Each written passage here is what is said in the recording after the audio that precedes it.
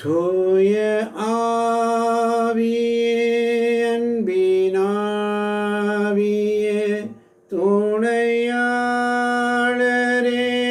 தேற்றும் தெய்வமே ஊற்று தண்ணீரே உள்ளம் ஏங்குதையா வரவேண்டோ வல்லவரே நல்லவரே. இயேசு கிறிஸ்துவில் பிரியமான சகோதர சகோதரிகளே, ஒவ்வொரு நாளும் ஒரு 5 நிமிடம் ஆண்டவரை சுதிக்கிறோம், ஸ்தோத்திர பலி எடுக்கிறோம். தூயனாவினால் ஆட்கொள்ளப்பட்டு இறைவேண்டல் செய்வேன், அறிவோடு இறைவேண்டல் செய்வேன். தூய ஆவினால் ஆட்கொள்ளப்பட்டு திருப்பாடல்களை பாடுவேன், அறிவோடு திருப்பாடல்களை பாடுவேன் என்று வேதத்திலே நாம் வாசிக்கிறோம். இன்றைய நாளின் சிந்தனைக்கு ஆண்டவர் நமக்கு தருகின்ற இறை இரக்கத்தின் செய்தி. இந்த வருடம் ஜனவரி 2ஆம் நாள் இறை இரக்கத்தின் செய்தி நமக்கு என்ன? இறை இரக்கத்தின் செய்தி இது கடவுளின் செயல். இது கடவுளின் செயல். ஒரு தோட்டக்காரருக்கு அவரது எல்லா மலர்களுமே அருமையானவை அல்லவா? ஒரு தோட்டக்காரருக்கு அவரது எல்லா மலர்களுமே அருமையானவை அல்லவா? நானும் அப்படித்தானே. நீ எப்போதும் என் இதயத்தில் இருக்கிறாய் என்பதை நினைவில் கொள். நீ உணராவிட்டாலும் கூட நான் தினமும் உன் வாழ்வை தொடுகிறேன். நீ ஜெபிக்க முயற்சிக்கும் போது நான் மிகுந்த அன்புடன் பதில் அளிக்கிறேன். எவ்வளவு அன்புடன் என்றால் நான் உனக்கு மிக அருகில் இருக்கிறேன். இருப்பினும் நீ என்னை தேடுவது இல்லை. நான் இங்கே இருக்கிறேன் என்பதை அறிந்து கொள். உன் இதயத்தில் இந்த நெகிழ்ச்சியான உணர்வோடு தினமும் ஜெபி. உன் ஜெபம் என்னிடம் வரும். அப்போது நான் அதை மிக இரக்கத்துடன் ஏற்றுக்கொண்டு இன்னும் அதிக இனிமையுடன் என் மகனிடம் கொண்டு சேர்ப்பேன். ஜெபி, நான் உன்னை ஆசீர்வதிக்கிறேன். என் குழந்தாய், எல்லா குடும்பங்களிலும் இடம் பெற வேண்டுமென கடவுள் விரும்பும் எனது இந்த அருமையான சந்தர்ப்பத்தை நான் உனக்கு தருகிறேன். என் இதயத்தில் மரியாதையும் அனைவருக்குள்ளும் இறைவன் அதிக அருள் வரங்களை தருவார். எனது மாசற்ற இதயத்தின் அன்பை அனைவரும் அறிய வேண்டும் என இறைவன் விரும்புகிறார். உனது ஆன்ம குருவிடம் இந்த இறை வார்த்தைகளை படித்து காட்டு. இது கடவுளின் செயல் என்பதை அவரிடம் தெரிவி. ஒரு நாளும், இந்த நாளிலும் கூட இது கடவுளின் செயல். எவ்வாறு தோட்டக்காரருக்கு அவரது எல்லா மலர்களுமே அருமையானதாக இருக்கிறதோ அப்படித்தான் ஆண்டவர் நம் ஒவ்வொருவரையும் நீ எப்போது என் இதயத்தில் இருக்கிறாய் என்பதை நீ நினைவில் கொள்ள வேண்டும். எப்பொழுதும் ஆண்டவருடைய இதயத்தில் தான் நாம் இருக்கிறோம் என்பதை நாம் மறந்து விடுகிறோம்.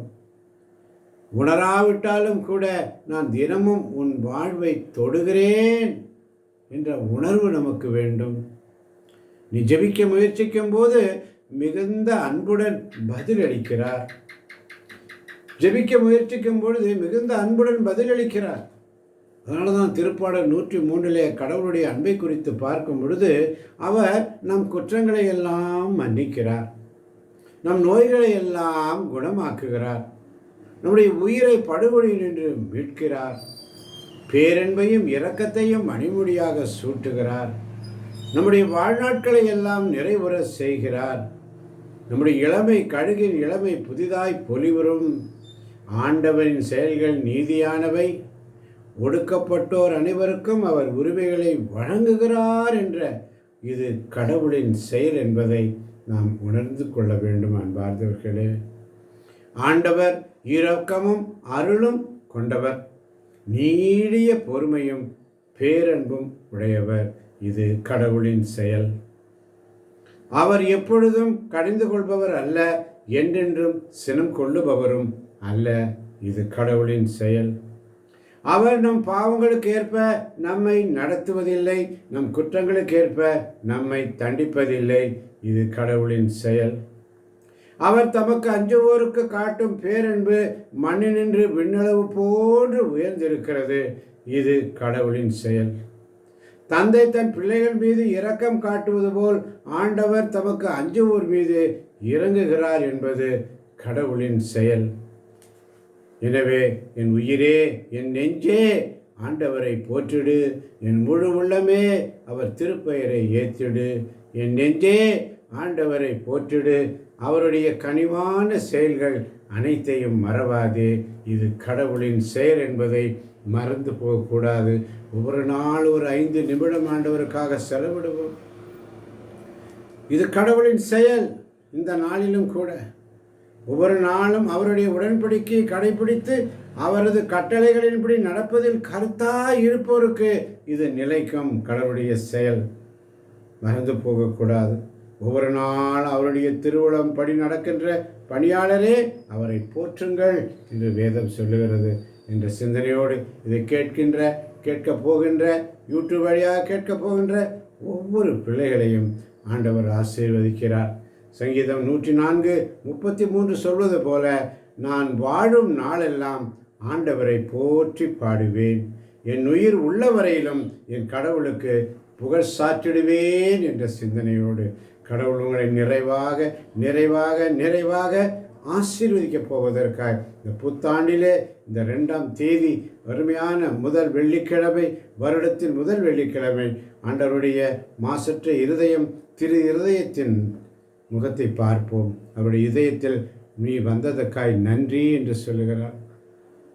உனக்கு மிக அருகில் இருக்கிறேன், இருப்பினும் நீ என்னை தேடுவதில்லை. எல்லா குடும்பங்களில் இடம்பெற வேண்டும் என கடவுள் விரும்பும் எனது இந்த இறை இரக்கத்தின் செய்தி, அவருடைய உருவம், அந்த இரக்கம் நிறைந்த ஆண்டவருடைய இருதய ஆண்டவருடைய முகம், அவருடைய உருவத்தை நமக்கு தருகிறார்.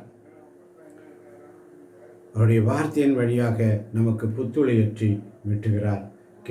கேட்கப் போகின்ற ஒவ்வொரு பிள்ளைகளையும் தேவன் தாமே ஆசீர்வதிப்பாராக. இயேசுவின் நாமத்தில் பிதாவே.